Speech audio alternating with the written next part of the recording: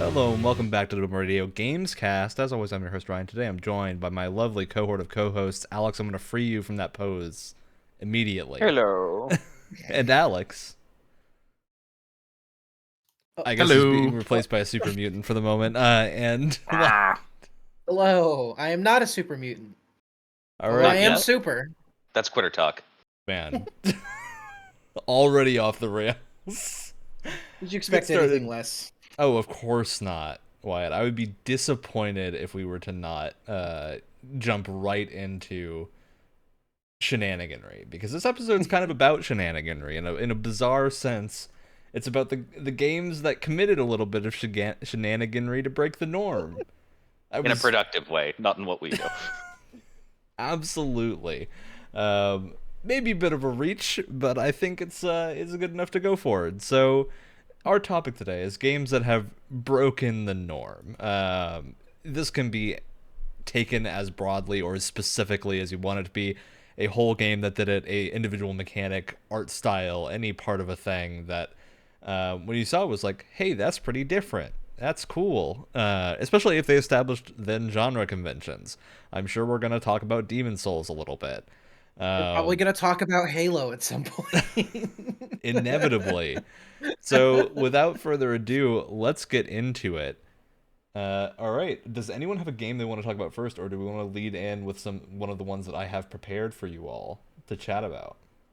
I'll start. I think very fitting actually that I'm bringing up Hades, especially because the technical test for Hades 2 is going on at the moment. Absolutely. The early access is going to start soon. Hades is notable for I think a lot of different reasons. The primary one, and the one that kind of sticks with me the most, is just the way that it uses its genre for its storytelling purposes.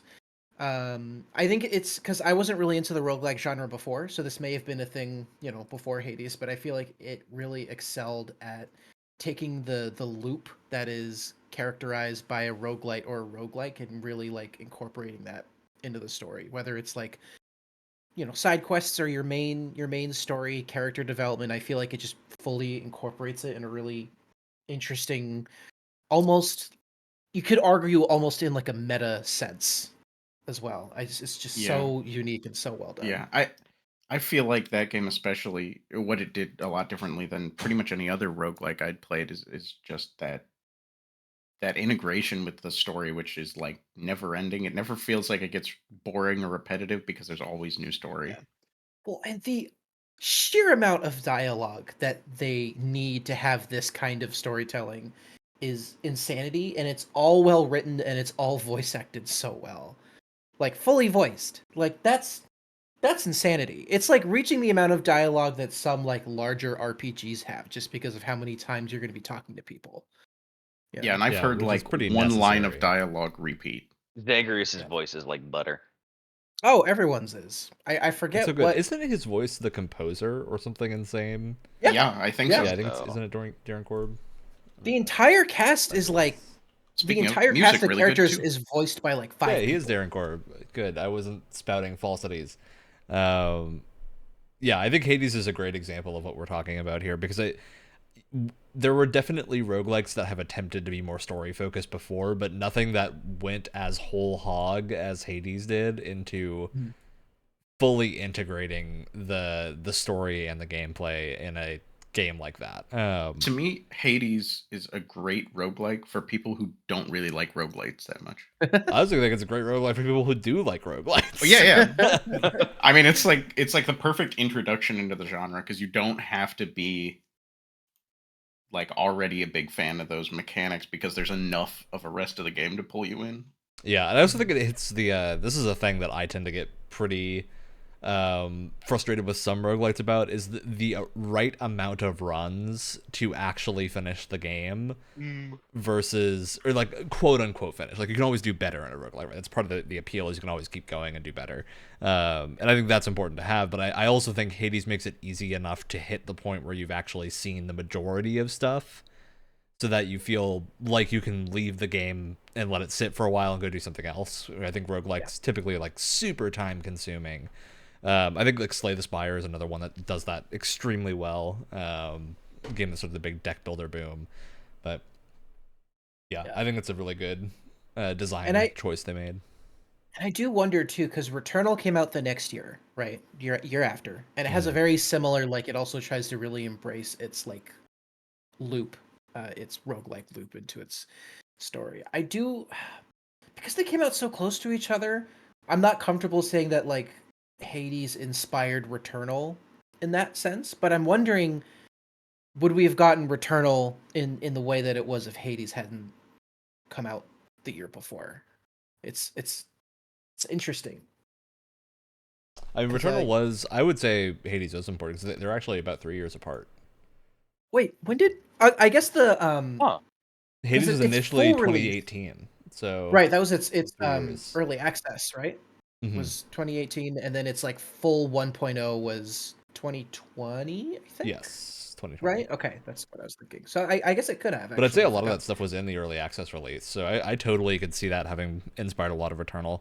I think Returnal is maybe also good to mention here in a similar sense for being a roguelike that really just rolled with a different genre than most roguelikes, because I think a lot of roguelikes have really been focused down on that top-down perspective, which I love. It's a very close perspective to my heart, but at the same time, it's fun to see those ideas taken into a different type of gameplay, and I think Returnal does an excellent job at that. And it's, Returnal is a grab bag of different stuff. You've got despite the fact that I've never roguelike. finished. Returnal is Well, you, probably my shame of never finishing a roguelike. but it's crazy because you've got the roguelike kind of structure, but you also have, it's a third person shooter, but it also its combat is very like third person bullet hell, I would say, and it also has that kind of Metroidvania design in the sense of like you're getting new abilities or new gear to access other areas. So it's just Yeah. this crazy blend of stuff going on. But yeah, I guess we probably wouldn't have Returnal in the way that it is, or we may not have had Returnal in the way that it was if Hades hadn't kind of, because I feel like story-driven roguelikes is much more of a thing now. Dreamscaper is another good example of like a post-Hades Yes. roguelike that has a lot of kind of narrative elements as well. Although it takes it in a very different I'd say direction. It's Darkest less Dungeon about 2 is also a pretty big, because the first Darkest Dungeon was not a roguelike, but then they went the roguelike direction with Darkest Dungeon 2 to, not everyone's cup of tea, especially changing genre from the first game, but I think that it plays very similarly in terms of like the balance of story to gameplay that Hades does, which to me is really fun. I find that a really cool space to be in. I think even outside of story, Hades does a bunch of things that I think were not nearly as popular before. Like Binding of Isaac is, I think, the classical. Everyone points to that as the like grandfather of roguelikes.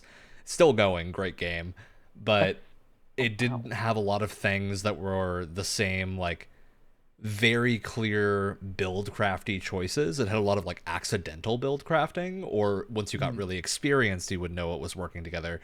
But Hades made that all very explicit and would give you like, here's these gods and here's the abilities that they'll all work together if you're pairing them from the same gods and whatnot.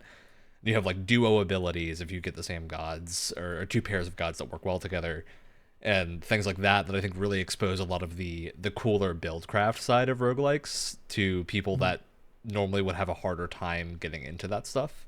it's a lot easier for you to like very intentionally make a build as you're going. There's still, I mean, obviously there's still amount of randomization to it because it's Yeah. like you don't know what upgrades you're going to get, but they're very clear cut and they're very specific, and well defined to you, which is really nice.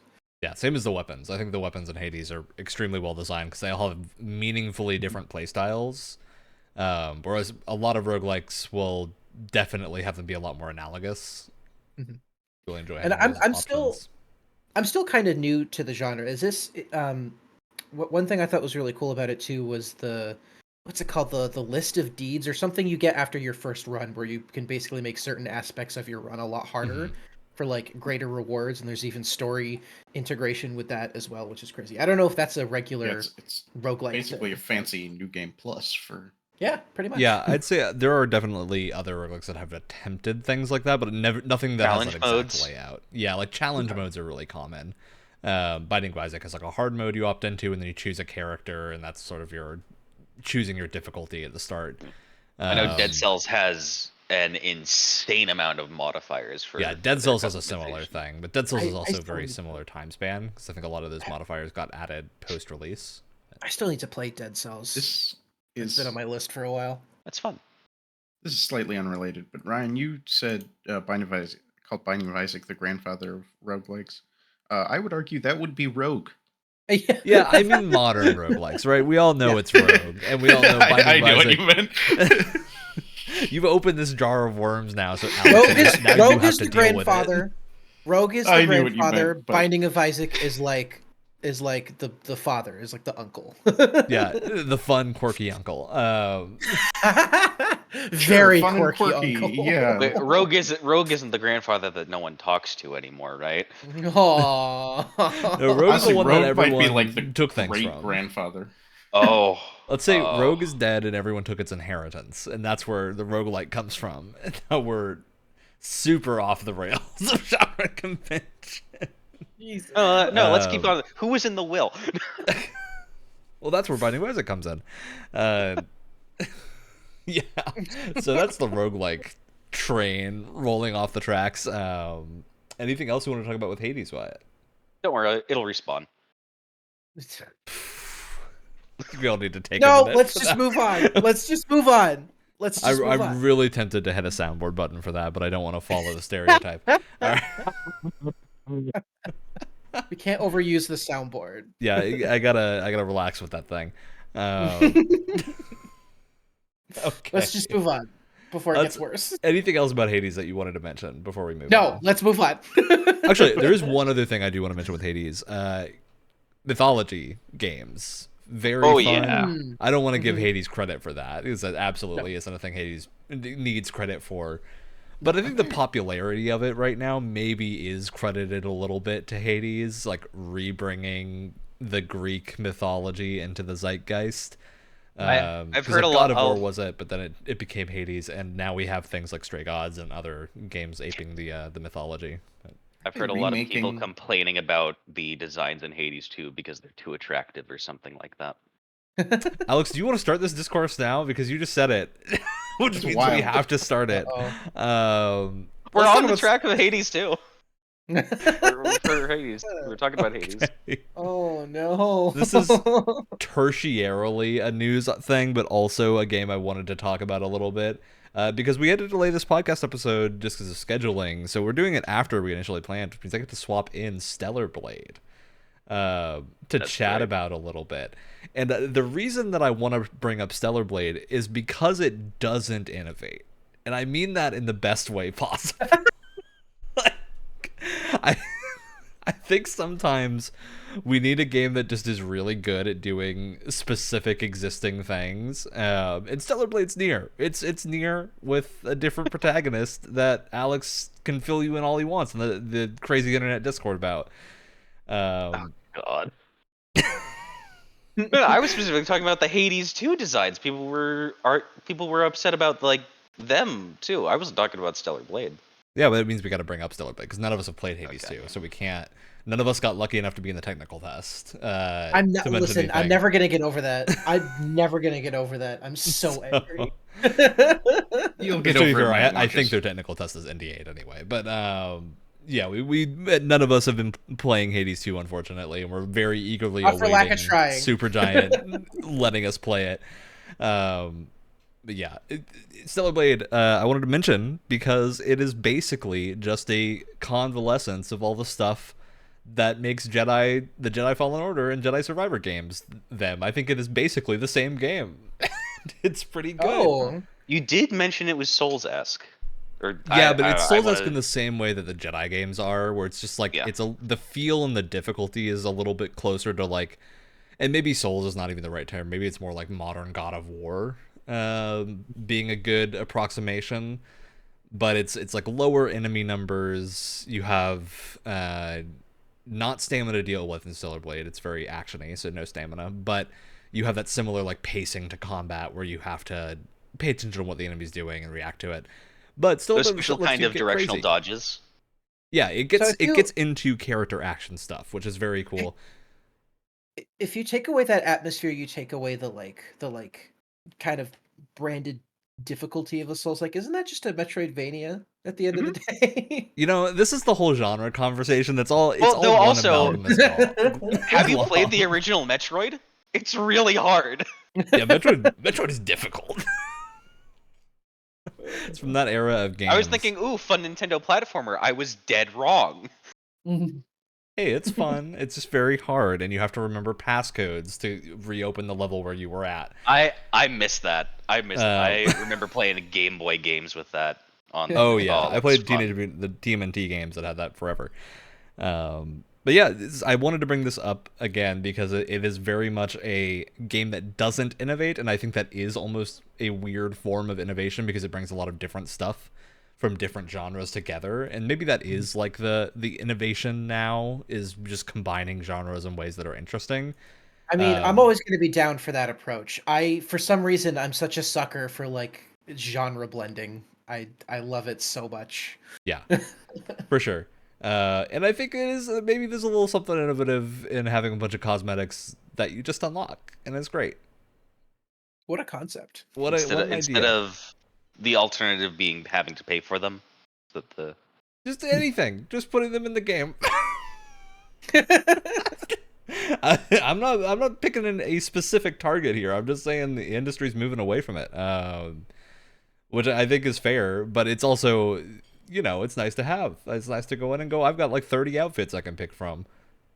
It's cool to have the option. Now, do you mean specifically just paying with real money, or is it also like it's an earnable thing? You have to find it in a chest somewhere. Okay, I'm saying it in the way of like I miss when Smash Brothers had secret fighters, right? That's what I mean. I miss when we had now the you era have of, to like, buy all them with the finding DLC things. and things like. Yeah, it's like you go find they're the thing, announced. and there's a reward that's like a weird optional bit. This can't be that foreign to you all.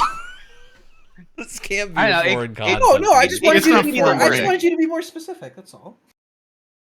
I understand. Yeah, I just miss that era of games, and I think there are a lot of games still carrying that torch, and many, even AAA stuff still does a number of it. Like Jedi games have tons of collectible things that you can go find and whatnot. But Deep Rock Galactic.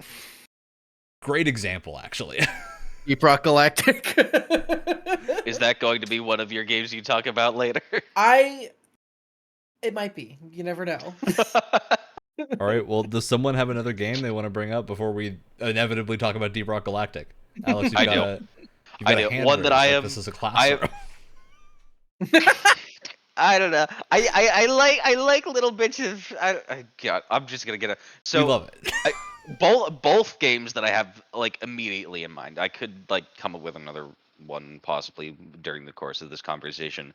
Both of these games I have not played to a frankly sort of embarrassing amount that I like. It's one of those games that you feel like nearly everyone has played at least a little bit of. That I haven't, and I really should at this point. First one that I want to talk about is the Stanley Parable. Oh, great example, actually. I think this is Absolutely. a really fascinating one to bring up. Stanley Parable is super interesting because Alex, have you gotten to play it? Is this one of the ones that you mentioned that you hadn't actually gotten to play but watched a haven't. playthrough of? Yes, yeah. Yeah, I'd say you have a pretty good experience if you watch a playthrough of it, but Stanley Parable to me is like the example of what a walking simulator should be. Yes, if that makes sense. It's the walking simulator base, as like, because then you have other games like what's the Dear Esther is the famous one. Dear Esther. There's like Disappearance of Eve or Vanishing of something Ethan like. Carter. There's a bunch Everybody of went those to the things. Rapture. But yes, but it has the walking simulator elements, and then it has such phenomenal satirical writing that just just constantly rags on the genre and in video games in general in such a fun loving way. And also just the culture of work. A lot of the Stanley Parable is not even just about games and game related stuff, but the like cultural The 9-to-5 office job. 9-to-5 office worker attitude. Which, yeah, very funny game. Absolutely recommend either playing it or watching it if you can at some point. Yeah, the writing is phenomenal. I think that's definitely the standout thing about Stanley Parable is the writing, especially in the comedy realm, is so good, but it's also comedy that has a point to it. The voice acting. Well, and oh you my can, goodness. and like you said, you can kind of zoom out from it just being a satire of video games, and in a lot of ways, it like breaks down the kind of like conundrum of player choice and like how much choice you actually have in a lot of different games and what they actually mean, which I found very fascinating. Yeah, but that's so I sort of like break away or away from the norm game that I chose because I've to my knowledge there's not really one that does like that deep dive or that interesting of an analysis of those themes that I've seen. Yeah. Also, fun fact, I keep thinking the narrator for that game is Stephen Fry, if you know who that is. He's a British actor, voice actor who's been in so many things. But every time I hear the Stanley Parables narrator, I keep thinking it's him. Absolutely makes sense. Yeah, Stanley Parable. So when great. Wyatt thinks that there is a British narrator and confuses him for someone else, that's fun and that's endearing. But when I do it, when you do it, it's an international incident. Oh, good times, good times. Yeah, Kevin Brighting is the narrator in Stanley Parable. Very good voice actor. Absolutely. Has he done much else? I think he's going to do more.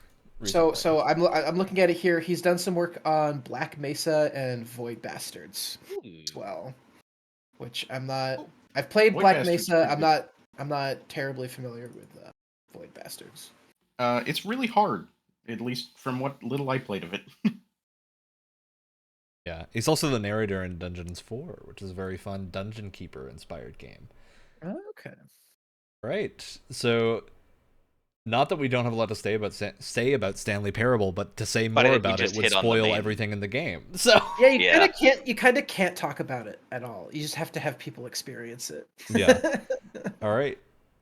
Wyatt, do we want to crack open the Deep Rock Galactic train now? Let's do it. Let's get it out of the way. Let's do it. You know, I feel like I talk about this game a lot, and so I apologize if I sound like a broken record, but it was one of the first things I thought of when you brought up this this topic originally. I think the biggest thing for me is the thing that stands out in terms of it being unique is just its. I don't want to say its existence because that's a little pretentious, but it's more its business model in today's world. Essentially, it has all of the makings of a completely monetized live service co-op thing, and it just ignores all of them. It's kind of amazing, and it's a game that is clearly incredibly successful. Not just like loved by the people who play it, but is a genuinely successful game on top of that. Like, it's got everything. It's got a ton of cosmetics. It's got a season pass. It's got cosmetic DLC. And with the exception of cosmetic DLC, it doesn't charge you a dime after your initial purchase. It's kind of beautiful, actually.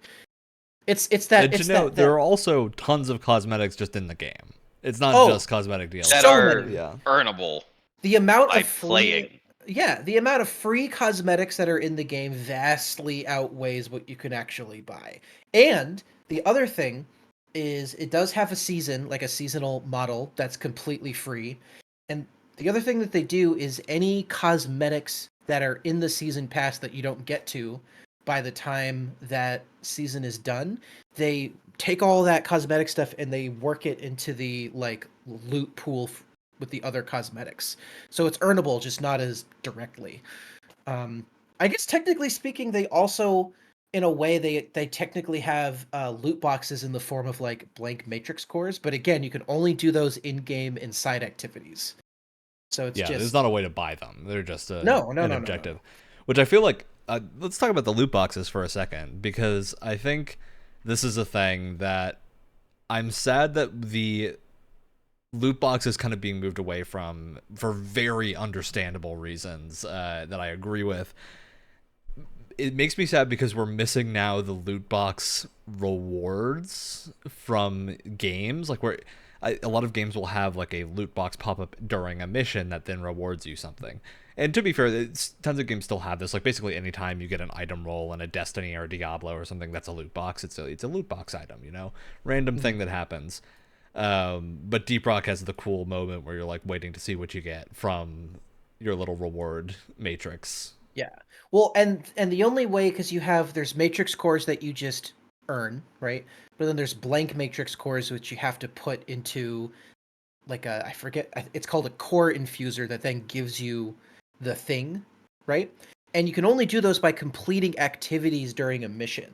So it could be like, oh, you have to take out these specific enemies that you can only take out with your pickaxe, or you have to take out this giant pillar that has like 3 different layers of different turrets and stuff going on. So it's stuff that you have to. It's a loot box that you have to like really work for and kind of go out of your way to do. And it's not like, oh, here's one at the end of your mission, where if you get like a really nice piece of gear in a loot box at the end of like a multiplayer mission or something, it's not nearly as rewarding as, hey, we took down this giant 3-layered turret that's firing rockets, grenades, and tons of lasers everywhere. It just feels a lot more rewarding as well. Yeah, for sure. Also, just a really solid co-op shooter. Yeah. Well, because that's the thing. If you get me started, I'm just gonna gush about every part of the game. So I'm trying to like limit my my talking points so I don't go on for 2 hours. But I'll be here looming in the background, thinking about my limited ammo. but you can I mean you can also how I'm Sure, mad I at think the this is. We have to say the story of the first time that Alex and I played this game with you, and we got the worst luck I've ever seen on a Deep Rock run. Where It is wild. we could Yeah. not find the objectives, we could not find anything. We were all running out of ammo with no way to couldn't resupply. find nitro. We couldn't find red sugar. We were screwed. And that Worst happens run of like, Deep Rock I have ever had, and it has never happened again. yeah. I also remember, funnily enough, Ryan, I Cursed. remember the first time I played this game with you, the very first time, it was also kind of a nightmare. Although I think there was a bug at the time that like kept spawning enemies. But it wasn't that bad. It was just we were a little overwhelmed and had to like leave that time. Yeah. But when we were playing together with Alex, it was very much we had no idea what to do Yeah. situation. It was very funny and very frustrating at the time. Very frustrating. But Because it happens. I played a match earlier today where it was like something exploded right at the beginning of the match, so I had very low health. Oh, jeez. And I was finding, and it's just like I would get up for 2 seconds, run around, and then I'd be instantly downed again because we were on like hazard level 5, and there's just no breathing room whatsoever. Yeah, I had a really weird time once where like the map was almost in like there was so much verticality to it, like the cave almost went straight down rather than like Oh god. everything else. And then like we finished the objectives and it was just like, okay, now how the hell do we get out? Yeah. yeah, Zip line. But I do kind think it's of, worth mentioning the like procedural generation system being one of the huge strengths of Deep Rock. Because it is. oh, it's incredible. I don't think there's another Incredible. horde shooter that does that that I No. can think of. Even just having basic pre-gen maps, maybe like Remnant could be in that conversation, but it's certainly not the same type of thing. Like you're not working through voxel-based terrain and stuff while you're going through. Yeah. Well, it's such a unique combination. Like the devs always described it as Left 4 Dead meets Minecraft, which I think the Minecraft part might kind of give the wrong impression. Mhm. But because they're not really building that much, but a fully destructible cave system that has, Left 4 Dead style hordes and combat is such a unique just such a unique combination. It's not really something we've seen since, and I don't think it's going to take a lot for something to come out that does that but better or even as good, in my opinion, because their procedural generation for their cave systems, especially when you're dealing with that many different biomes that have their own, like, it just feels like they have their own feel to them. They never like, even putting aside like different environmental hazards and stuff like that, they all just feel like they're constructed very differently and they have their own kind of unique qualities to them. It's just so well done. Actually, very very quick question about that. You mentioned the Minecraft sort of likeness. This is just, has anyone ever sort of like dug to the bounds of a level? Is it just Oh like a yeah, hard wall? Is it I think falling off I into think space? it's I think it's a hard wall. I feel like I have looked into this before. I don't know the It's been don't around for remember. long enough that I feel like someone would have dug to the Absolutely, yeah. It's end of a. gotta happen. Yeah. I think Yeah, I might yeah. have hit like the bottom of a level once, and it was just like I couldn't go any further. That makes sense, and I think the only way to keep it contained to the area It's you're in. also just because the developers are so ingrained with their community. They engage with them very very often, and they've done so many kind of non-predatory like business practices over the years. It's one of the nicest, most welcoming communities that you're ever gonna find. One of my favorite stories to tell is when my girlfriend and I were playing one time. She didn't know what she was doing. She was kind of very new to it, and someone was like, "No, you're supposed to do this. You're supposed to do that." And he was being very like aggressive and kind of like chastising her constantly. And then the other random that was in our group was like, "Hey man, you're being kind of mean." And he's like, "You know what? You're totally right. Let me try that again. I'm sorry. Let me try again." And then he was just super nice for the rest of the match. Can you name another video game where Final someone Fantasy is being 14. a dick? That's the only other one. Can you name None any other. other video games other than that where someone is being a dick? Someone politely calls them out on the fact that they're being a dick, and then they apologize and then are nice for the rest of the game. Unheard of. Completely unheard of, at least for me. It's super rare. Yeah, there's very few games I think that would be a regular experience. Yeah. Again, we gotta move on because Yeah. I will just keep talking about That's it. I am keeping an eye on the time to time box us for any one thing, so don't worry too much about it unless I Okay. It's okay. At intentionally least move us one or along. two But, of mine are going to be pretty quick. So yeah. Speaking of one of two of yours, Alex, it's round table time. You're left. all right. I'm going to bring up our first flop. You didn't say these games had to be successful. I think flop's the best thing to bring up Oh. here. Absolutely. This is a game I'm squeezing in, and I think I've discussed it before because I think this game is like a solid, I don't know, 6 out of 10. But I'm really interested in some of the ideas. I'm talking about Gotham Knights. Not that good, Oh, huh. but I am really interested to see I love that you're more. bringing this here. I'm really At least interested. it's not the next Arkham game. Yeah, true. And like there's a lot not great about Gotham Knights. But they did something I haven't really seen. I mean, it's not fully unique, but I haven't really seen it in any other games. The way they handle the missions and the levels, I find to be really interesting and thematic. Every like time you enter out into the open world, it is a new night, and events are now randomized, and you have like a main objective. Like you can go do your next main quest or pick like a side quest, but then there's just like a whole bunch of random crimes and potentially like random side quests that'll pop up that you aren't expecting and whatnot. And so it's not totally unique to have like a world you keep going back to, but just that cycle where like, okay, it's a new night, you then return to your home base, discover the next what you're going to do is the next main objective, go back out, there's now the main objective, and everything else has been randomized, but it's on the same map. And I think that's fun and thematic for the kind of game it's trying to be. You know, since it's a superhero game, it's all set in one city, the main characters are patrolling the city. I don't know, it just fits well with the theming of the game. Wish it was done with more. We wish it was just more. Yeah, I think I definitely agree with that.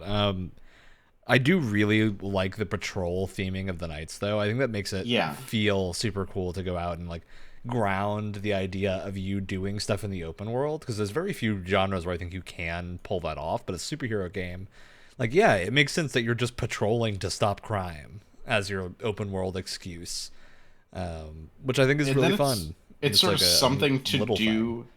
as you move to your main objective, and once you're finished with your main objective, it's some more to do in the world. I wish that the events were a little bit more varied, but that's kind of a separate complaint. I think it's a really interesting idea, and I hope that studio might take that idea further. I think, they also did stuff with the Nemesis system in their Lord of the Rings games. Oh, that's Would right. kind of Hey, love to see something that made use of Warner both of Brothers. those, a superhero game that could really do well for sort of both of those systems combined. But Yeah. I'm not a Warner Brothers exec, so And hey, they decided after the failure of Suicide Squad, let's double down on live service instead of Oh, doing something boy. different. So You guys don't understand. It's working so well. There's We'll so see many how people true that playing holds. Suicide Squad right now. Wait, how damn, many we're people? losing money on these games. We have to double down on the way to make money. yeah, it's a little sad that the Suicide Squad is what Well, it a is little. right now. I also- more than a there's little, I'm a- very disappointed, but at the same time, Here's Gotham another Knights shout was out. pretty fun. Well, and Gotham here's another Knights- shout out to the show What Happened, but he just did an episode on the Suicide Squad game. A lot of history to it, actually. It didn't even start off as a Rocksteady project, if you can believe it. Really? Oh, I believe it. Yeah, it's interesting. It originally started off as a oh god. Okay, I can't remember it anymore, of course, What? as we're Do on you air. remember why But Rocksteady got it? I think it's because it was a project that was just being passed around from studio to studio because they just couldn't get it off the ground. Yeah, It's not really sure why. There's speculation that it might have been because it's technically started like pre-production around the time that the 2016 Suicide Squad movie was coming out, and because that didn't land Oh, particularly well, they boy. decided to like kind of Oh push god, things that was back back a in little bit. 2016. Yeah, it's been moved around quite a bit over the years. It has quite a bit of history to it. You keep making me feel old. Gotham Ugh. Knights, buy it on sale and tell me what you think of the layout. That's to anyone, not necessarily you guys. yeah. I think the biggest thing with Gotham Knights is just they made a weird misstep with going the direction of Avengers and doing the looting system that they had instead of just making. Yeah, it I mean, I good. think it's like way Hey, at better least than Avengers, with Gotham but- Knights, your cosmetics actually make you look different. Yeah, and they have good suits. Another game that has really good unlockable suits in it. Yeah, I actually think that what's there in that game is pretty good. I think that the game's just a little flat and a little bland, but not bad. It reminds me of a lot of another game that I want to bring up here, that I'd say is in pretty similar territory, and I think some of you are gonna like this one, Days Gone. Hmm. Oh, Days hell Gone. Yeah. I want to bring up in particular because Way I do better think a game lot of than that Gotham game Knights. was not super innovative. It was very much a like product of its time. The whole motorcycle thing, very cool.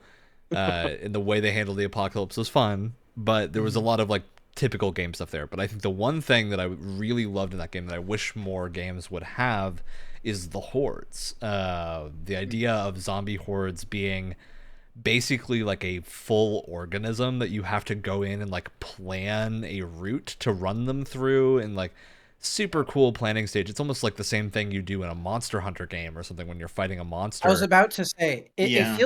it feels like a boss fight in its own right in a lot of ways. But it's so different than anything else, and it's also like they handle the progression of that super well, where like for the first 10-ish hours of the game you have no chance of taking on a full horde, so you just have to avoid them and try to get away, or if you are, you have to be super prepared.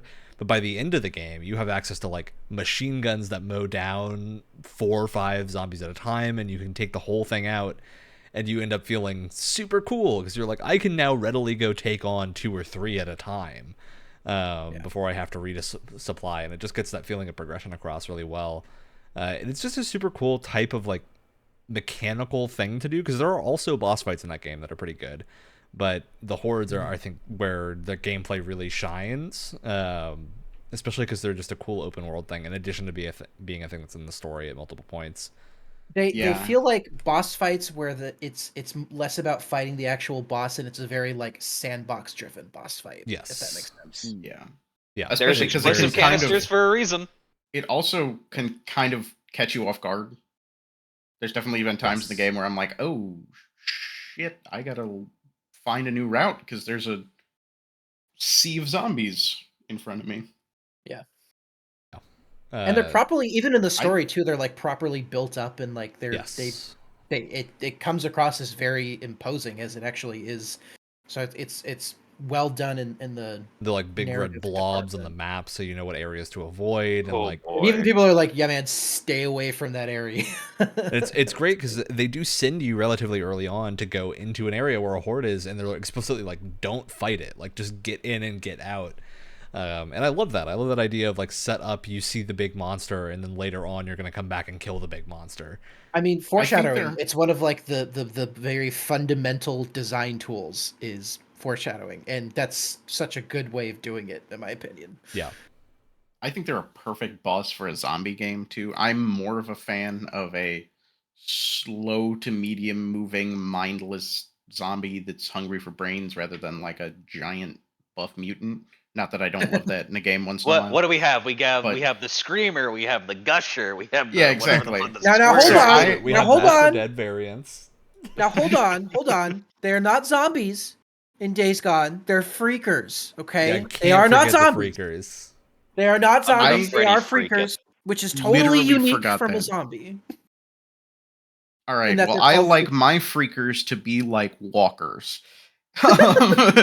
And so I not that game, I think that game does have some bigger, scarier guys, and you know, for a video game, I get that you have to have progression, but I like the idea of like the boss being just the regular guys you've Yeah. been fighting, but 200 of them. The hordes are typically the biggest deal. They're like the most threatening thing, even towards the end of the game, when you can take them on, because you can get, if you make a wrong step and get overwhelmed, that's it. Like you have to just be careful the whole time. And it's cool that they allow for like a setup as well. You Yes. don't just run in and it's an arena. It's like you can move, you can kind of sneak around and put down gas cans and traps and stuff if you Because want to like, ahead of time. in what other game are you excited about unlocking the ability to place a gas can that doesn't explode until you shoot it? Like, I think most games that feels super boring because the sandbox is not built for it, but because the sandbox in Days Gone is, you end up with these really interesting scenarios where things that are just would otherwise be like the last choice are now your first choice. You're like, oh, this is super fun. I'll put a gas can here and then throw a Molotov onto it, and then I'll get tons of them at once. What also is really good about them is they feed into the level design of these different towns and whatnot, where there's typically a horde in what would have been a populated area. You know, it makes sense. And the towns are built in a way that there's always somewhere for you to like run through and escape out of a way, as long as you're not getting super overwhelmed. So it really gets that feeling of like dodging through buildings, and you can collapse like a thing behind you to block the way, so the zombies have to go around it. It's Or I'm sorry, the Wait, are there freakers. destructible environments in Days Gone? A little bit, No. not a ton. no. It's Yeah. destructible in the sense of like there are doors you can break and whatnot, and like Ah. barriers. Yeah, I you can think break. there's some like It's a shame that it came out when it did, because it came out during a time where people are just like, "Oh, another zombie game. I'm Yes. so over this." But With Yeah. a lot of it's bugs a too. shame. But it's a shame too, because I feel like it embraces the like zombie part of its like zombie game DNA way more than other zombie games do. I Because totally agree. part of the reason that there were so many of them is that a lot of developers realized, oh, it's like an easy enemy that you can put in something. They just run at you, right? Relatively They didn't simple. stop it And at that's being an why, easy enemy. They were like, "What? How can we actually make this interesting in a video game without Yeah. doing the thing that other zombie games are doing, which is revert to making them the same type of enemy you see in other games, just through mutation logic instead." Which 'cause they do things have like enemies like that, zombies, but hordes are always the big answer for the most threatening thing. because at its heart, like zombies are like, oh, they're not a big deal individually, but they're scary when they're in groups. And I feel like there aren't actually that many zombie games that kind of embrace that. Like Left 4 Dead's a good example, I think. Like, oh, they're scary when there's hordes. You don't want to alert a horde. This is another good Yeah, example. and like one of the That. scariest enemies in that game is scary because it brings a horde. Exactly. Exactly. I think it's a super Um, clever bit of design. I also really like the motorcycle in that game. Yeah. It's just a cool idea to have to care for that. Like, it's a thing to have to Mhm. actually keep track of. And I will probably never compliment Days Gone's story very much. I don't think it's that special. I liked I it do think enough, there's some cool but- things. It's got a lot of good moments, I think, but it doesn't Also, quite excellent come post-credit together. scene set up for a sequel that we'll probably never get, which Never I'm always happened. gonna Yeah. be mad at Never happened. because I I was want like the, super into it. But man, Not to get way off the beaten path here, but I kind of want the Wolverine game to have a similar sort of like you're on your motorcycle, go between places. Days Gone's Yeah. a good game to talk Open about vibes. It's a game that knows its vibe and goes with it. Yeah. And there are problems. Like, there's a weird, the whole Sam Witwer voicing, great voice work, but he's the only person that does the, like, breathless thing on a motorcycle like you would be in real life. And so it sounds really weird when only he's Yeah. doing it and no one else does it. Yeah, in general, it's a very like breathy performance, even when he's not on Yeah. the bike. But good performance, Is it- but it's very weird. Yeah. So I I don't know where it takes place. Is it weird to say that Days Gone gives off northwestern vibes? it's I think it Northwest. is It's Northwest. in It takes Oregon, place in Perfect, Oregon. okay. Yeah. Yeah. Oh, which that is makes right perfect where the sense. Yeah. studio that made it is located. There you Yeah. go. Good old Bend. All right, well, let's move on from Days Gone. Alex, Wyatt, either of you have other games you want to bring up?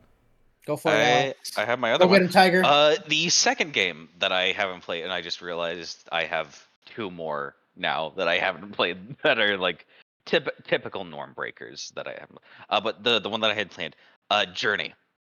I still haven't Absolutely. played that. Oh my god! Also, kind of a walking simulator. Technically, The prettiest walking simulator. Journey's Oh, interesting but- because I'd say that game is like, it's a walking simulator, but a walking simulator where the walking feels really good. Yeah. Oh, Like, yeah. that's the point of it. it's a walking simulator with flow. Yeah. With like a flow. No, state. Flow is the last game that developer made. Are we thinking about Flower? We're thinking Oh wait, about yeah, flower. Flower. No, they made a game before Flower called Flow. Oh yeah, my no, they made God. Oh, Flow, maybe Flower, Flow and Journey, and then I think some of them split off And to a different Sky. studio and made Abzu. Abzu. And then recently they Who made Sky. I was gonna say Children of the Sky. Sky are the Sky those are Children two of separate Sky? Light, games? I think what is Children what of it is. Light. Oh. It's pretty awesome. Is that a It was subtitle? a mobile game. Yeah, it's got a subtitle. The title is just Sky, but it's got a subtitle. Also, very cool game. Sky is Weird, like very social Journey-esque. mobile game that you can play it on PC now. There's a port of it. And it's on consoles too. It's just like a hangout game, really, which is neat. Imagine Journey, but it's less focused on an objective and more of an MMO, but not an MMO at all.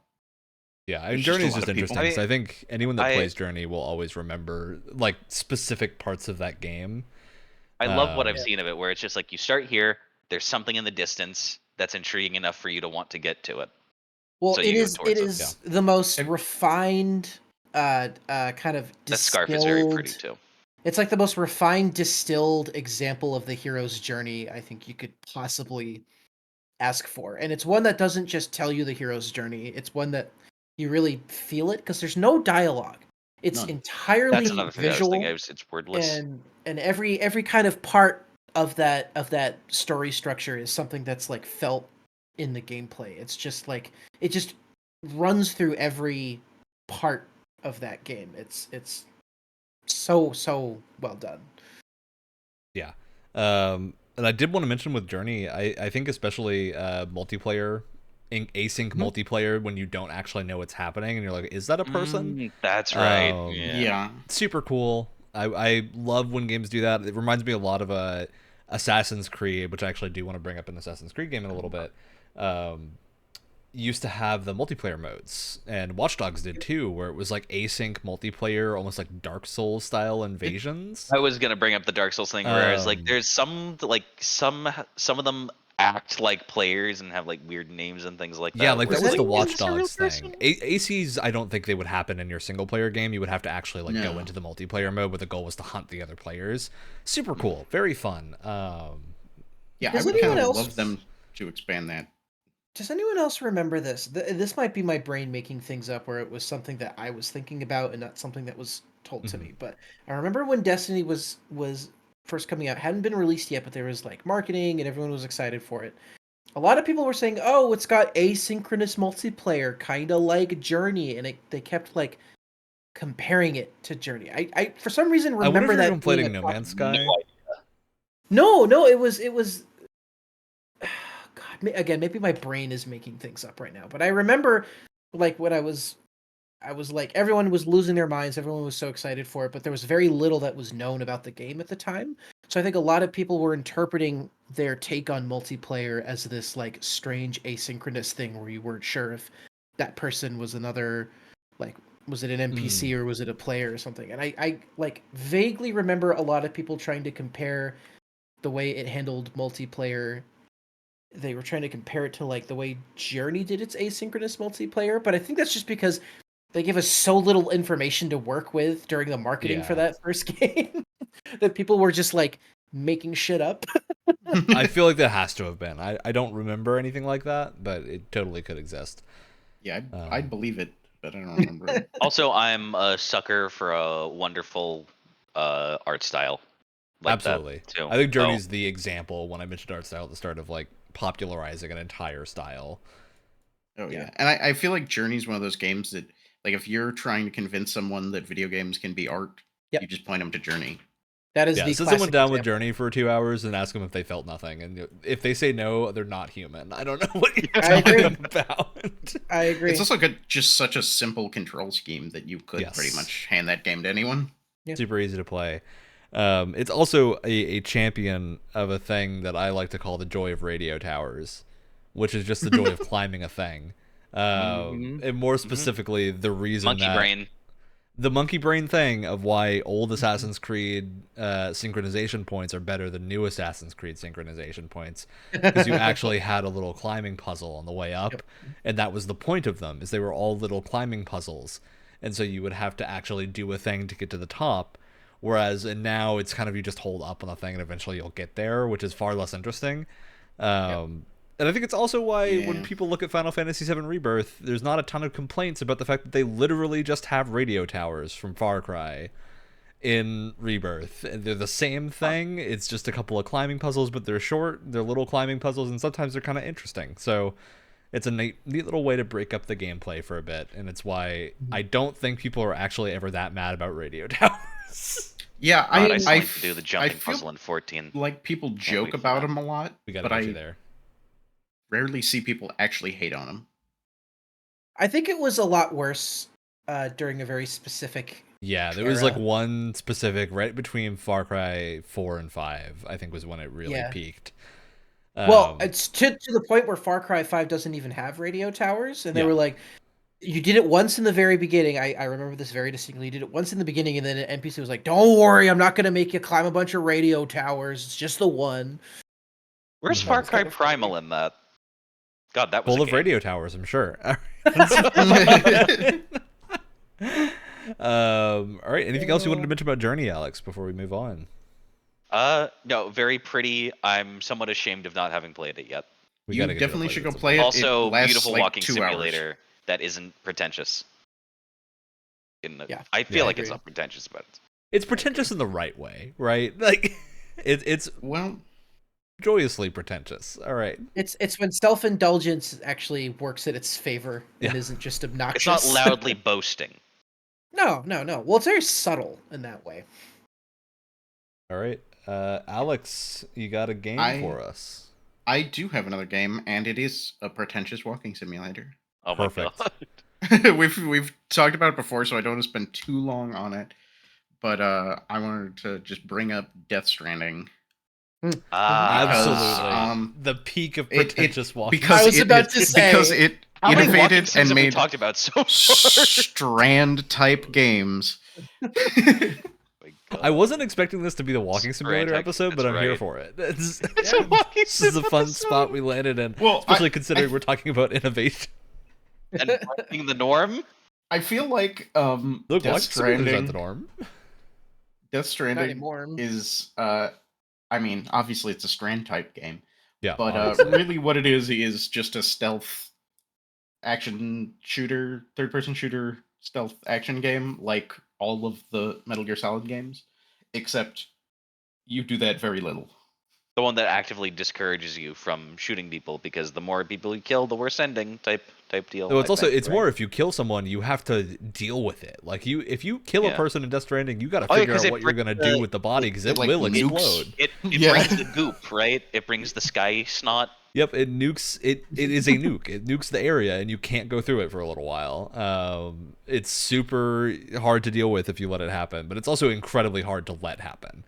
Are You have to there knowingly do it. there's a non-lethal like option in You most of get those like non-lethal stealth things, weapons right? before you get lethal weapons. Yeah, in Yeah. the lethal weapons are intended to be used against robots. Is generally the point of them. Is Mm. they're not meant for the human targets. I've used them against some robots and some like heavily armored humans. Like BTs and stuff.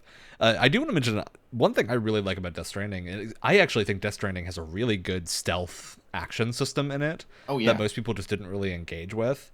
The rope tie, like you have a rope Incredible. blood tie that you use in combat that is your shield basically. And you like parry spears by pulling out your climbing rope and like grabbing the spear and twisting it to the side.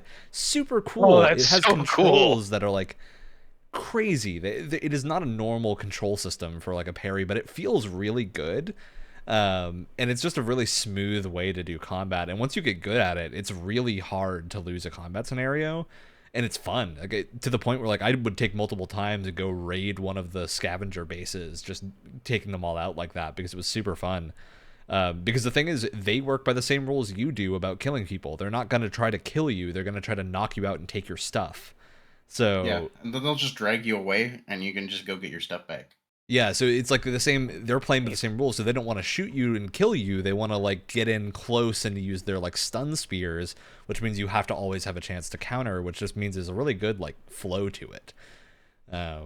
It's hard to actually get really outnumbered until later on Yeah, when they bring in more competitive enemy types. But I'm quite interested to see how the second game. I can't Ads wait on there? I can't wait for Evil David Bowie. it definitely looks like it'll be a little bit more actiony, I suspect. But we'll see. Yeah, really good mention. I think especially the if we're talking about asynchronous multiplayer games, Death Stranding really has really interesting asynchronous yeah. multiplayer Yes. elements too. Which I think we talked about somewhat building recently as well. projects. Yeah, I think I bring it up occasionally because I like that game. Yeah, I mean it's a really cool thing to have like you build a road and they have a system where the more you interact with someone's objects, the more you will see their objects and the more they will see yours, and so you get kind of an actual collaboration going for parts of the game. Super cool. My one complaint about the way it handles that multiplayer is I wish that like no matter what, it would lump your friends things into your world, Yes. and it doesn't. Yeah, I And wish that it makes would me prioritize that. sad. A very fun game, and super interesting. I don't think there's other things that behave like it, and we haven't even mentioned just the way that they handle traversal in general, which I'd say is Oh, the balance more of system? the innovation of like having to actually Fun. find a way to convert moving around to an interesting enough gameplay system that it can be the game for most of it.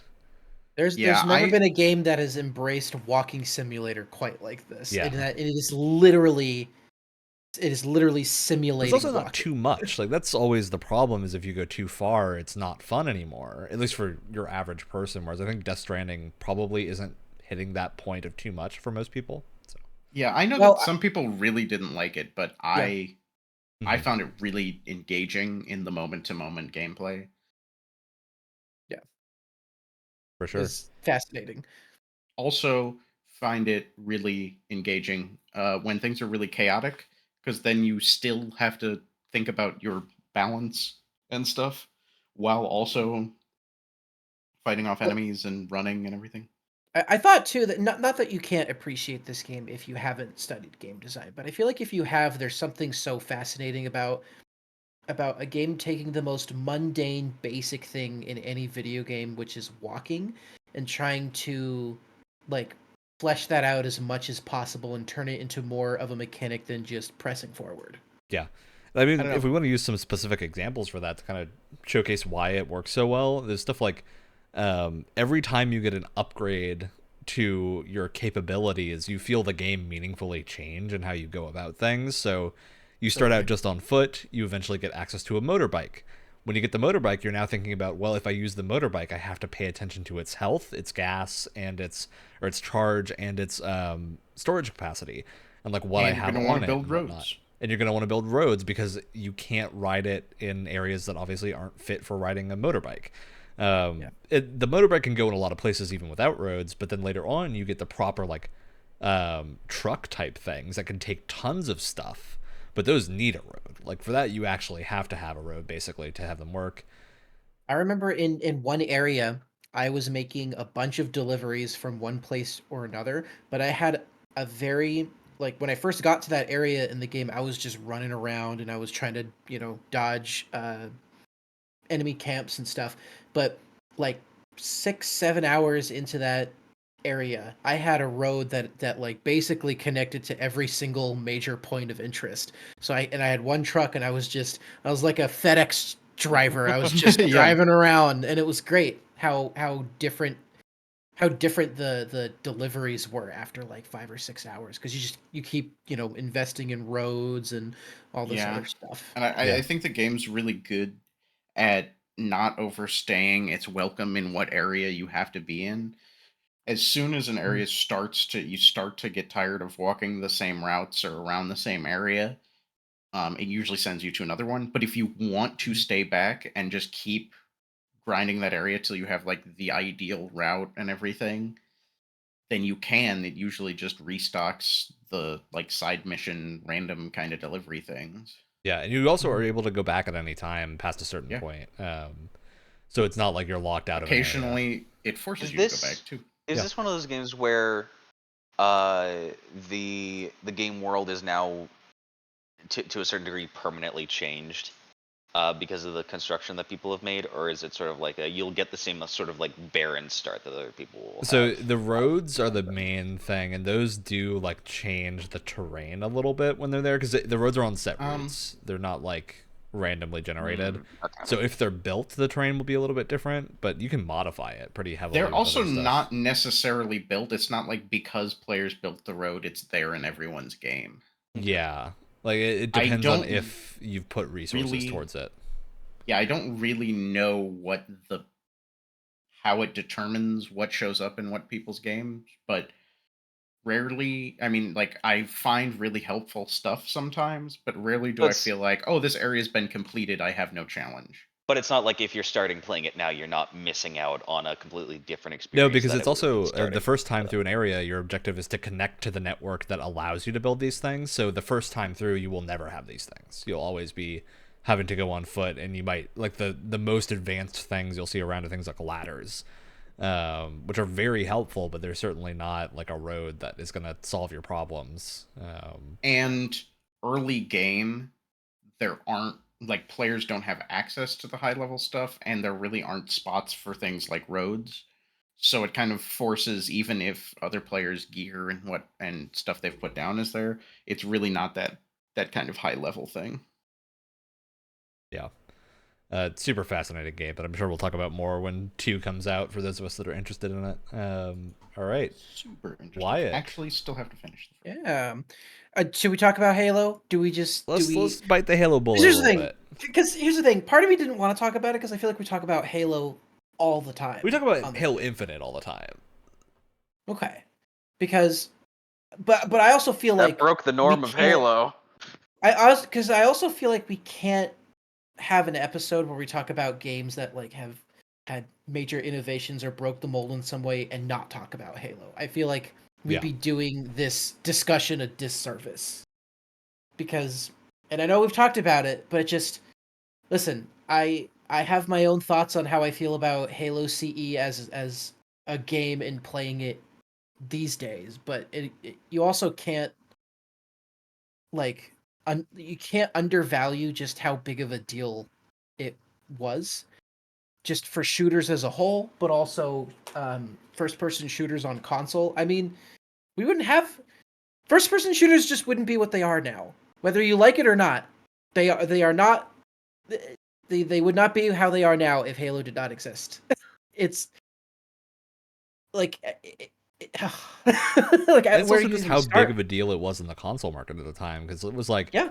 I have one of my early like gaming memories is my dad going out to get an Xbox because he wanted to play Halo and Morrowind, and like waiting for hours at a Best Buy to go get an Xbox to play Halo and Morrowind. And that was a day. It was a full day reserved for that. Which I mean, super important game. I mean, if you haven't played CE before, like, but you play a lot of shooters, right? You have to think about the control scheme. You have to think about like bullet magnetism, like aim friction, all of these things that are so fundamental and standard in first-person shooters is what like really started. I was with to say Halo most first-person shooters still don't do bullet magnetism as well as Halo does. No, absolutely not. Bullet magnetism is a like. It's the idea of like Sticky even if your gun isn't directly pointed at your target, if your crosshair is, then it'll kind of curve bullets a little bit just to make sure you're still hitting the target. It's also about how you're moving the thumbstick. Is if you're moving the thumbstick in line with a moving target the right way, even if your cursor is not on it, it will be accurate because you're keeping the movement right as long as you're close. Which just makes it work a lot better on a controller. So it's how like Halo campaigns are so doable on controller compared to just having like the accuracy of PC and mouse. But yeah, well, there's also things like a 2-weapon limit, which was not a unique thing to Halo, but I feel like so many games, especially post Halo, had a 2-weapon limit, and that was purely because of how Halo, did things. And I think it really works for Halo, and it didn't work for other games that just wanted to do what Halo was doing without really understanding why Halo was doing what it was doing. But I mean, like the more like open-ended missions, the interactions with NPCs, just like so many things. And then every Halo game had some genre defining, like industry pushing thing. Halo 2 obviously with its multiplayer, it's like behind the scenes skill based matchmaking, which is so much better than what we have today. It's like depressing. Halo 3 with a lot of its like community features and all this crazy stuff, and it like kept going. Just the amount of like crazy industry leading concepts that again are standard now or even can't even be done these days. It's mind-blowing. Yeah, very cool. Yeah, I don't have a lot to add to it because I think you covered it pretty well, Wyatt. Anything else? We've also covered it very well over the past like we talk about Halo all the time to a degree. So you didn't know this is actually a Halo podcast. Halo, Mass Effect, back and Star an oldie. Wars. That's the three. Dusting off an oldie there. Checking how many episodes we could go without mentioning any of them, and the answer was 0 for most of the time. The answer is 0. Yeah. All right. Well, I have some. I've got 2 little wacky picks I want to bring up. One of them less wacky than the other. So first of all, I mentioned at the start of this that I wanted to talk about Demon Souls, but it's not to mention Demon Souls as the innovation game, because I think plenty of people have done better dissections of why that game is super innovative than we can do in a 10-minute section on a 2-hour podcast. But I do think, in context of mentioning the Demon and Dark Souls in comparison to a different game called Neo, I can talk a little bit better about why Neo is super cool and interesting, and the games that have come off of that since are really fascinating to me, because it's still really only Team Ninja that's doing them. It's not a common type of game anymore, or not anymore, because they're the ones doing it, so it just hasn't really spread to other developers yet. So the way that Neo and Neo 2 work is they're Souls-inspired games with the level design and the challenge level and the like you lose your experience on death thing of all the Souls games. Very classic Souls trappings. You got bonfires, you got all your generic Souls stuff when you think Souls like. Then mash it together with an action RPG or a character action game to get a crazy mishmash of like loot goblin fest, in addition to colorful particles exploding on your screen all the time, and really, really cool. Team Ninja being the studio behind Ninja Gaiden. Ryu Hayabusa and his piercing green eyes. As much as you all dislike Ninja Gaiden, you can't argue that they're very good at making cool movesets. I like 2. You like one. Alex is like, don't rope me in with these other guys. Don't.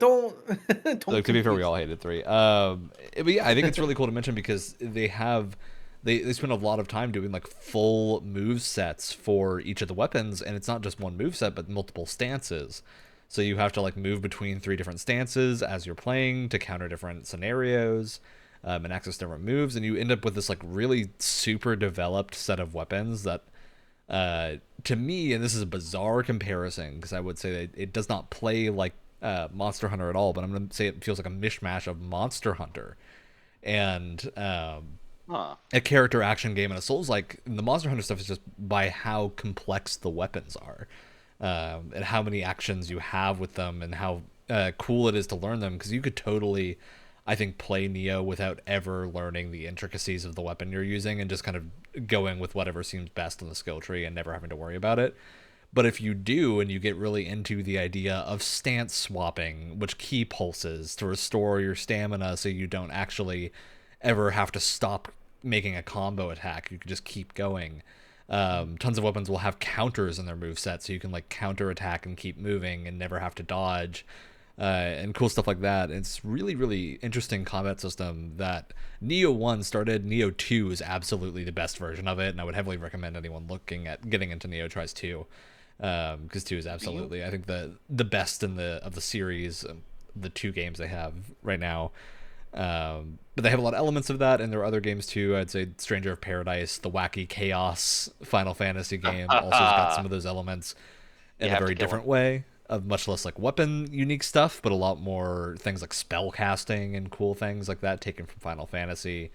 Rise of the Ronin has a lot of stance elements to it, much less individually complex than in Neo, but there's a lot of options, and they are pretty dynamically different. If you can have like a katana stance that is your regular, very Ghost of Tsushima method of attacking, and then you can swap to the stance that makes you throw knives everywhere and backflip, and it feels very cool. And yeah, just super cool way to handle their games. Wolong 2 has got very interesting stance systems, so I think it's just super cool that they're doing that like really interesting and complex combat. And especially the one idea that I really just love is, outside of the actual gameplay of any of it, having one weapon type, like you have your spear or your katana, and giving it multiple animation sets, I think makes a huge difference in terms of game feel, where you just get to try different things and it doesn't look like you're doing the same thing all the time. I think it's very important. Yeah, that's the Neo talk. So I have a game that I think fits the category, but I want to bring it up, fits our theme, but I want to bring it up more as like a discussion point more so than anything else. I did one of the first things games that came to mind for me when thinking about this subject is Symphony of the Night, because For sure. and specifically because of how it bucks the industry, yes, but I think more so the series of games that it's in. Because when people think of Castlevania, they think of Symphony of the Night, they think of Metroidvanias. It's part of the name of that genre, for God's sake. But that's not what Castlevania was first. They were very linear, with the exception of like Simon's Quest. They were very linear, like action platformers. There wasn't gear, there wasn't different like there were items, but they were like very video gamey power-ups. They weren't. You got your wall chicken. It was still quite arcade inspired early on. Yeah. And but now when people think of Castlevania, they think of things like Symphony of the Night and Onward, which I just think is so fascinating. But it's also like, I feel like that insane of a genre swap, because they're very different games. I feel like it's so much harder to do that nowadays. I feel like if you have a series, an established series, and then you really just go off the chain and do something very different, I feel like it's very difficult to like convince people, like I feel like it's really difficult to get people on board. Yeah, it's like the closest thing is Final Fantasy still change their gameplay up every entry, but that's because they have a long history of that. Yeah, like that is, and none of the games have had the same gameplay system. And also, all of those games are pretty disconnected. Yeah, they're disconnected aside from just sharing being JRPGs as a genre, which I think is very, They Interesting. bucked the norm of Final Fantasy by making 13-2. 13-2 and Lightning Returns. Don't forget Lightning Returns. which is technically 13-3. Yep. Or another example I thought of is like, it's so funny when you bring up the Prince of Persia thing, where it's like it started off as these like adventure, these like explorative 2D action. Oh, the platformers, rotoscope games, yeah. and the really like gorgeous looking rotoscoped animation. And then, you know, you get the Sands of Time era, which is, I think, really what popularized the series. And now we have Lost Crown, and a lot of people are like, "What? This is not a 3D game. Why'd you make a 2D game?" And it's like, no! Oh my That's what we're God. getting Lost Crown. What and are we're you getting talking Rogue about? Prince of Persia too. That's from the right, Dead Cells, yeah. and we're That's going like, and Lost Crown is incredible. Lost Crown is a super good Metroidvania. I'm playing through it right Wait, now. and it, Rogue is from the Dead Cells team? Rogue Prince of Persia is the Dead Cells team. Did you not know that, Alex? No, I didn't. I was like, this looks familiar. This looks nice. That's your key to get Oh. hyped. Yeah, Rogue Prince of Persia looks really, really fun. But again, that's another example of like just bucking the trend of the series that it's in. And it's like, how do you? Well, I think it's an interesting discussion of like, how do you make that transition in a way where like you can kind of tackle this new genre and do a good job, but also how do you get the fans on board for something like that? It's fascinating. I think with Symphony of the Night, it's just like it's still 2D, it's still like an action platformer, but it is very, very different. It's much slower, more slower pacing, a lot more exploration involved. But I mean, the gameplay individually still feels pretty similar until you get the crazy weapons and like shift sidestepping that you can do as Alucard. Well, I wonder if that was the trick, if that was the sleight of hand trick, is that very early on in Symphony of the Night, yeah, it kind of feels like a PS1 version of the older Castlevania games, and then it just expands into this whole other beast. Yeah. So it's almost like this like nice transition. Well, Symphony of the Night does a really clever thing where they start. I don't know if there was a game that did this before. I'm sure there is, but Symphony of the Night started, at least to me, the trend of like starting with a full or mostly powered up character that is then depowered, where you don't tell the controls for the individual things. Because Symphony of the Night, you start as like a pretty powered up version of Alucard with access to like your backdashing and tons of like spell stuff and cool sword moves. And as you go through, you eventually find a giant werewolf. Death. You've got your werewolf form. You find death, and then all your powers get stripped away. And so you have to start from step 0 and get all your stuff back. And yeah, it's a really fun sort of introduction that shows you where you're eventually going to be, and then how to work back up from that. Yeah. But it's also interesting to bring up Castlevania, because Castlevania then did not stay the same for the next bunch of entries of like. I think the closest to Symphony of the Night. It was a 3D one, right? Well, it depends on what 3D you're looking at. It depends on what you're looking at. If you're looking at like the 2D portable stuff, that played pretty much the same. Like, Well, so especially let's DS go through era. it a little bit, because I want to bring up a couple specific games, which is the GBA and DS era, because Circle of the Moon, which is the GBA, and Harmony of Dissonance, and then Aria of Sorrow were the GBA games, which then led into Dawn of Sorrow and Portrait of Ruin and a bunch of other spin-off games that were the DS ones. I think when people are comparing like the Castlevania games they keep more in their mind as being really good, it tends to be Symphony of the Night, Aria of Sorrow, and Dawn of Sorrow as like these big like pillars of what made that franchise great. Which it's really interesting going to Aria of Sorrow and the GBA ones, because they started doing the thing that newer games that take from Castlevania do, which is having like monster powers that you get from fighting the monsters, and you'll like steal their powers. That was a thing that those games started, and then Castlevania went 3D for a weird amount of time. Yeah. And Is there a single 3D Castlevania game that is worth playing? Lords of Shadow is pretty nowadays? good. It's just I think it gets kind of a bad rap. That's a Kojima game too. Yep. It gets kind of a bad rap. I know Lords of Shadow 2 is a slightly different. Those are also a reboot, aren't they? Yes, they are. Yeah. Well, it's Wild. I just found that it's interesting because like there are variances in a lot of the like handheld ones, but it kind of keeps to that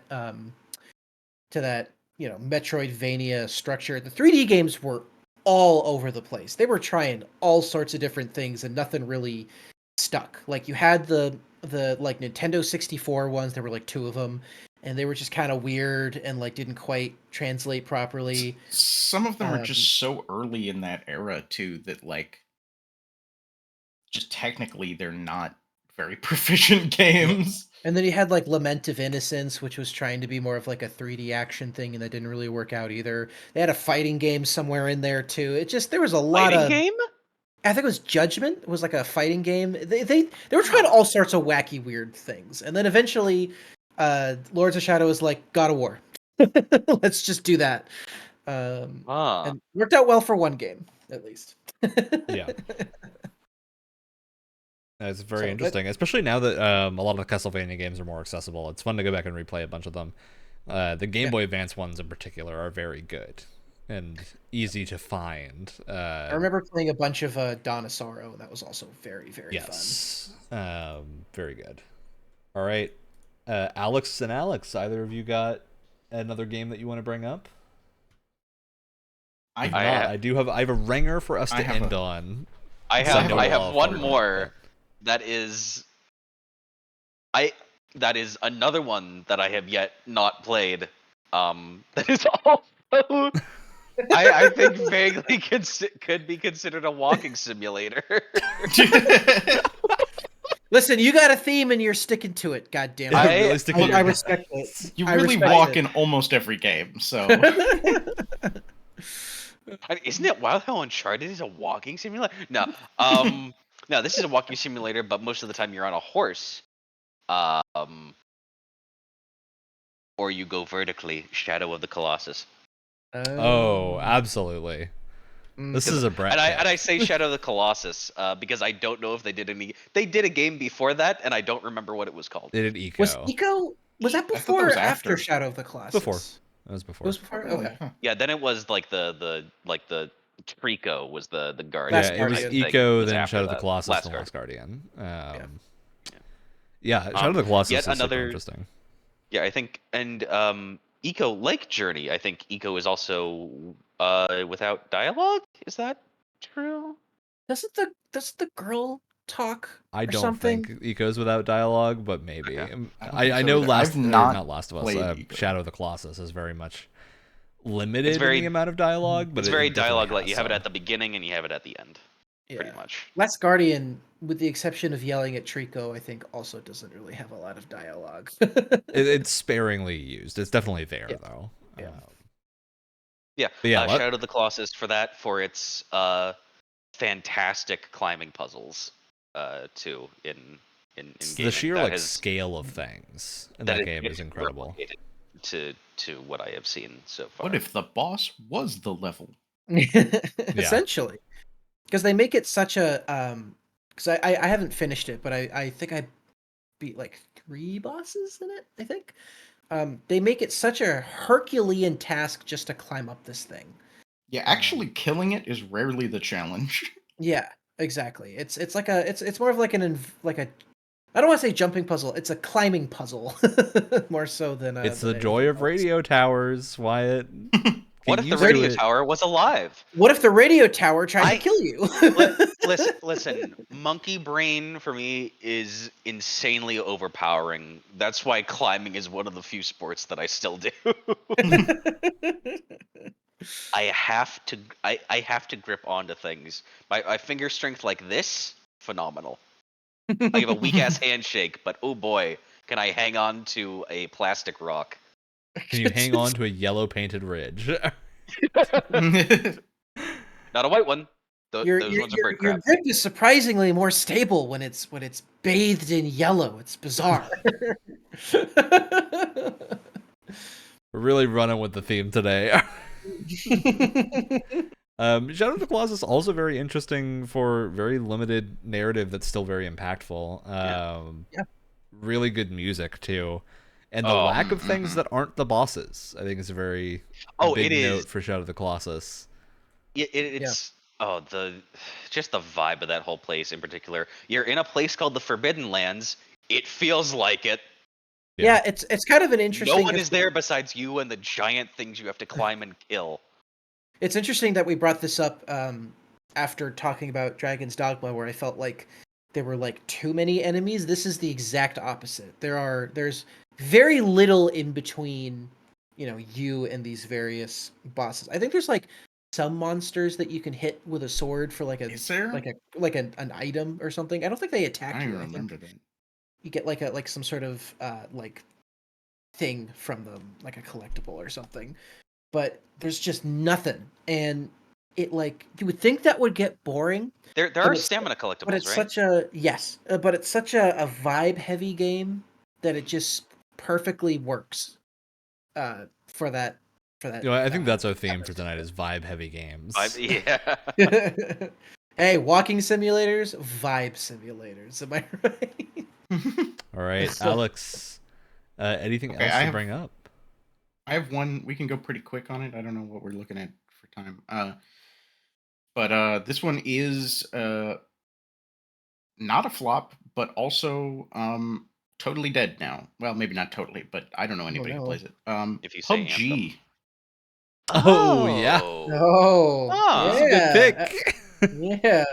Oh wow. Yeah. I'm not Wait. particularly a huge fan of that game specifically. I did play it and I enjoyed it enough. But just it did something. It sort of took the survival genre and like Arma modding scene. Yeah, because most of And, the early like battle royale mods were all for Arma or DayZ, right? They were Yeah, so- basically so like taken player- off of DayZ. Player Unknown. So what would it? PUBG stands for Player Unknown's Battlegrounds. That came from an Arma 2 mod and an Arma 3 mod that was like Player Unknown's Battle Royale, and it was literally just it was PUBG but like rudimentary. And so it later became its own game and launched the battle royale genre, and then And then suffered. Fortnite came. I was gonna say suffered the worst fate it could. It was too successful, and then other games said, "Ooh, we should do something about that too," and then died. Yeah, I mean, PUBG also had a complete lack of aesthetic as well. I think that definitely exactly. I think contributed that's to it. Is it rude to say it looked like an asset rip? I think that's true. I think that is what it Okay. looked like. Well, it didn't help their situation. all played a either. lot of it, though. Store so- assets. Well, what didn't help their situation either was how they were dealing with the success of Fortnite that just kind of came out of nowhere. If you remember, they tried to sue Epic back in the day. Yeah. Just for You for can't like copyright a stealing game their... mode. Sorry. Yeah, it was. They also, I think they tried to sue someone else for Probably using a frying pan as a melee weapon, There was a frying pan which is controversy for sure. wild. I know Dead Cells has a frying pan as a melee weapon to make fun of that. All right. Anything Yeah. else you wanted to mention about PUBG, or just that it's the first battle royale that really I mean, kicked off honestly, the genre? there's not that. I think it's really interesting that game was essentially made by like a modder that got popular. That's kind of interesting and cool. It's Besides the same that, as Dota too, and Dota yeah, leading into the entire genre of MOBAs was a Warcraft 3 mod. and TF2 also started off as a Half-Life mod, right? I think so. At least a Really? source Yeah. mod of some kind. Or no, was it a Counter-Strike Yes. mod? It was a Counter-Strike. mod of a Valve game originally.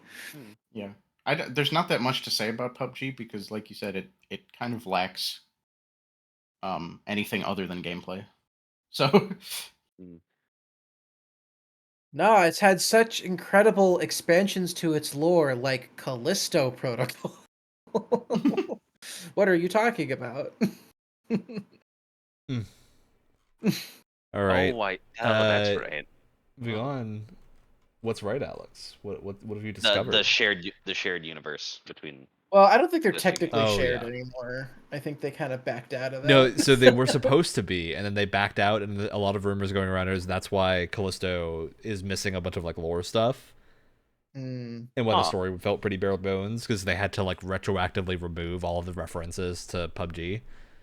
I had no idea those were supposed to be connected. That's a wild. That was the original plan. Yeah, I'm gonna have to look that up later. It's fascinating to look into. I think Death of a Game does a really good view through of that. Yep. All right. Moving us on to the one I wanted to mention earlier, which I think is just a fun time, because hey, who doesn't love pirates? Black Flag, Assassin's Creed Let's 4. go. And I want to mention this in particular because Skull and Bones recently came out to silence and crickets. And, Skull and what? it I've never made- heard of it before. It made me have an urge to go play a pirate game, and so I downloaded Black Flag again and have been playing that. And it's just a reminder of how good that game was for the time, and it still holds up very well. Ryan, you didn't play Skull and Bones, did you? Oh, I had gotten Ubisoft Plus to Okay. play Prince of Persia, and I had 1 week of time left on my subscription when Skull and Bones came out into the beta period. So I played for like 2 days in that beta period and was so bored and just having a bad time. I was just like, I didn't want to. This is why I bring Everything Black about Flag that to this game- table and not Skull and Bones.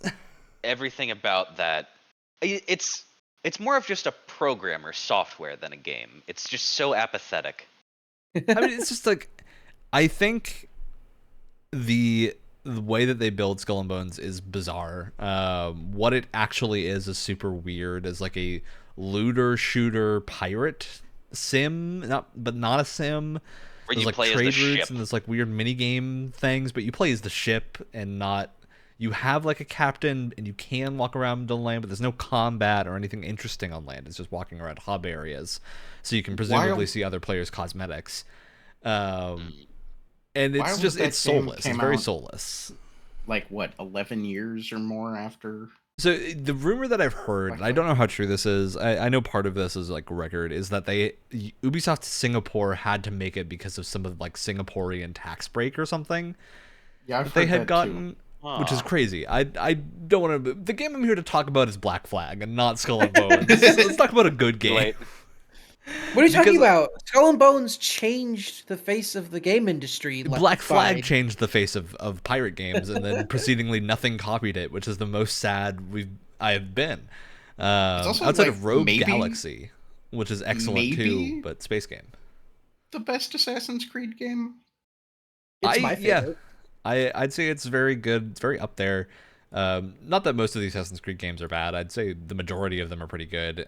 Black Flag is just like, if you like pirates, you're gonna have a great time with Black Flag. And I think it did the open world really well. It's got like a reasonable size with lots of islands to explore, but it's not too much.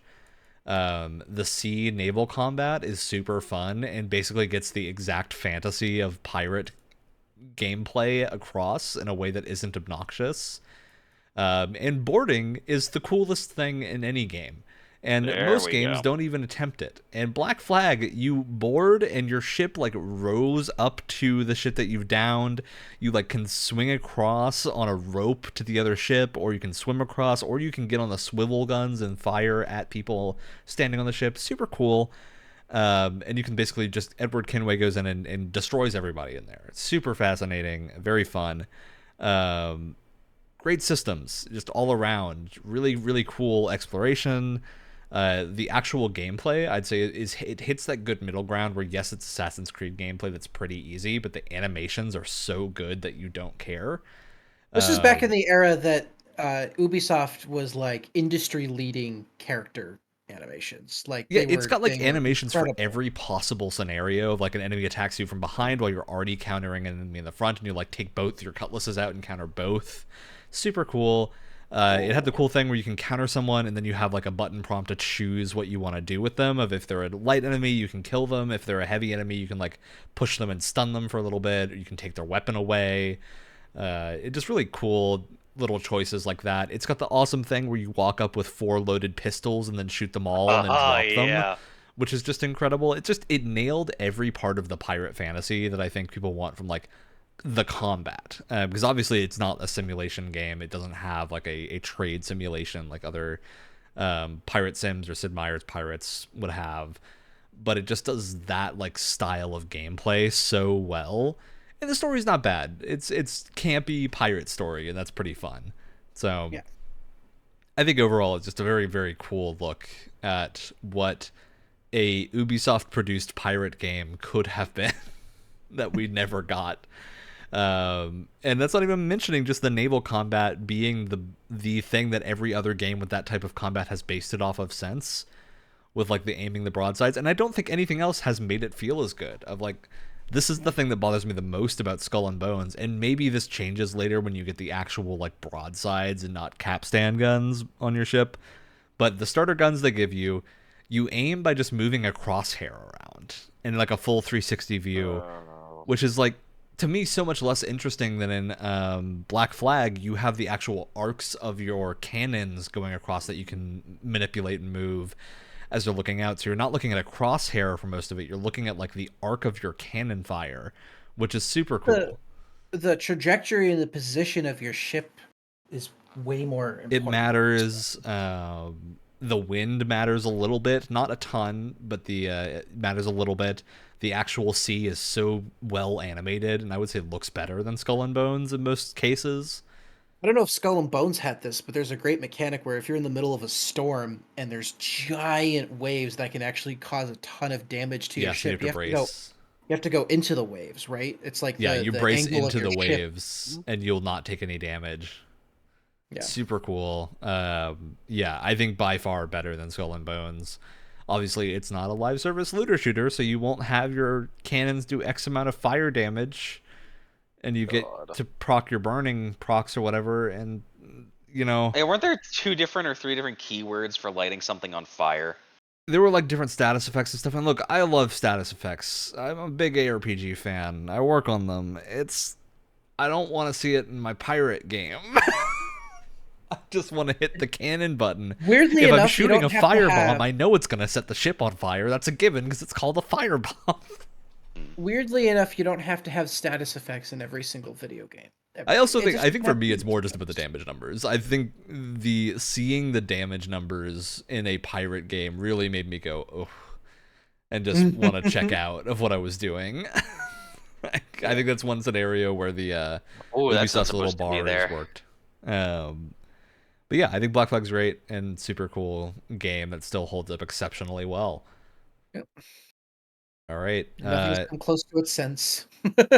That's pretty much the end of our show, unless someone has a last minute game they want to bring up. I have one final one I can close this out on that I just want to mention and give a little shout out, because I haven't played very much of it, but it was very cool from what I've seen, which is Pacific Drive, which I know none of us have really been playing, but I went and picked it up the first week, played a little bit of it, and then I think something else came out. Dragon's Dogma 2 came out and absorbed my time for a long time. So I didn't get very far in it, but from what I did see, it's super interesting because the whole gameplay is basically taking care of this car, and there aren't actually enemies. There are just anomalies, which are environmental effects and things that will affect you if you go near them, maybe for good or bad. It's really interesting just the way that they managed to do no actual like active threat, but just tons of environmental threats, and that's what you're contending with as you're going through the world, which is fascinating. I think it's a really cool approach to that type of game. All right, well, that said, we're done with our official breakdown of the games we liked that broke norms. It means it's time for shoutouts. It's a simple part of the show where we shout a thing out that we liked this week. I've got a shout out. Go for it. So I think I mentioned this in an episode where we were talking about unreleased games. There's a little game called In the Valley of the Gods, which is a game developed by Campo Santo, excuse me, who developed Firewatch. And this was another kind of narrative-driven walking sim type thing they're coming out with. A little bit of a hiccup if you remember that episode. They basically work for Valve. They're like a subsidiary or something of Valve. They're still listed as working on the game, although progress has slowed significantly. Half-Life 3. And the funny part about it is they have an initial release date or a planned release date on Steam. I want to take votes real quick as to what you think the release date is. I believe I know what this release date is. Then don't say anything. It's either past or it's 2048.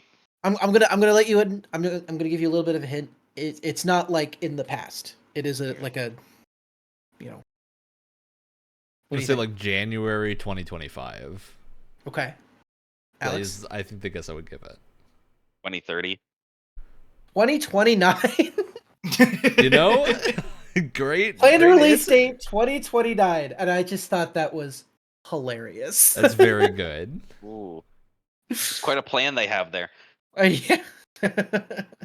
All right, who's got one ready? I got one ready.